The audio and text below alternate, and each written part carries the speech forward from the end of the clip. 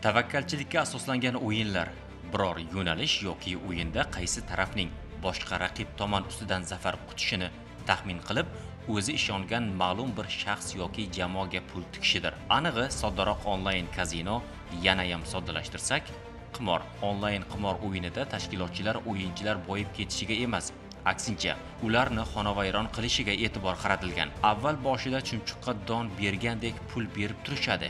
Keyinchalik esa siz xonavayron bo'lganingizni bilmay qolasiz. Tavakkalchilikka asoslangan onlayn qimor o'yinlari algoritmi dastlab o'yinchilarga kichik yutuqlar orqali qaramlik uyg'otadi va o'yinchi borgan sayin katta miqdordagi pullarni tikishga harakat qiladi.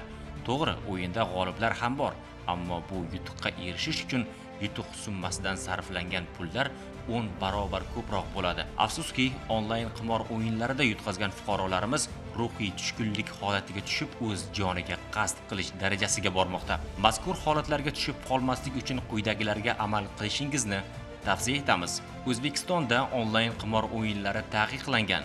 Uni reklama qilish, namoyish etish, tarqatish uchun ma'muriy va jinoiy javobgarlik belgilangan. Agar siz onlayn qimor o'yinlari o'ynayotgan bo'lsangiz, uni bilingki, g'alaba qozonishdan ko'ra yutqazish ehtimoli juda katta ekanligini tushunib yetishingiz kerak. Onlayn qimorga yoshlar tomonidan katta qiziqish bo'lganligi sababli ota-onalar tomonidan farzandlarini doimiy nazorat qilish tavsiya etiladi. Shuni yodda tuting, tavakkalchilikka asoslangan onlayn qimor o'yinlari insonni ijtimoiy muammolar va har xil ruhiy xastaliklarga olib kelishi mumkin. O'zingiz va oilangizni ehtiyot qiling.